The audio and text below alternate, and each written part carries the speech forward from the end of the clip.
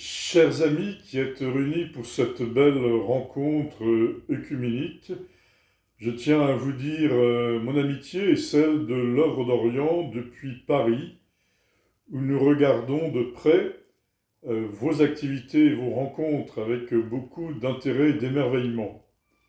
Occasion au passage de saluer tous nos frères et sœurs en Ukraine, dont nous sommes extrêmement proches par l'amitié, par la pensée et aussi par la solidarité.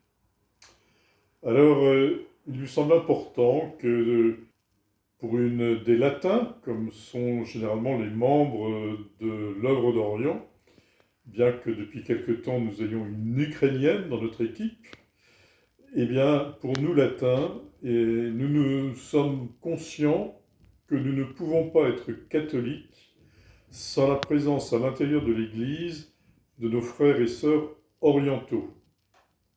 Plus je suis en relation avec les chrétiens d'Orient, plus je reste latin, je n'ai pas envie d'arrêter d'être latin, et plus je sens que je deviens catholique grâce à ces échanges.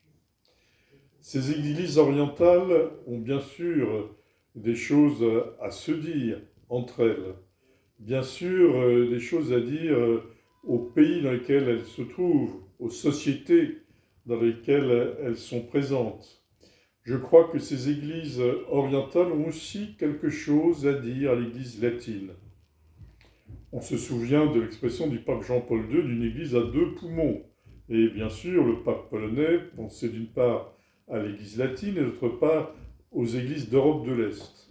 Je me permettrai de rajouter un troisième poumon que sont les églises orientales du sud et de l'est de la Méditerranée.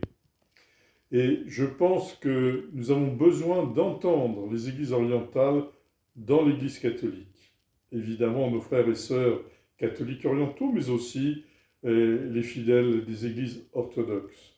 Par votre histoire, par vos convictions, par vos modes d'être, par votre synodalité. Vous savez que l'Église latine cherche quelque chose du côté de la synodalité. Je pense que vous pouvez nous apporter dans l'esprit du Concile Vatican II, dont hélas bien peu de catholiques ont lu le texte concernant les églises orientales catholiques. Oui, je pense que les églises catholiques orientales doivent parler, et parler fort, pour aider l'Église catholique à ne pas être que latine, à ne pas être que dans le primat du Saint-Père de Rome, mais aussi dans cette synodalité que lui-même désire. Merci, frères et sœurs d'Orient, merci, frères et sœurs d'Ukraine. Je vous souhaite des échanges fructueux et je vous assure de mon amitié et de ma prière.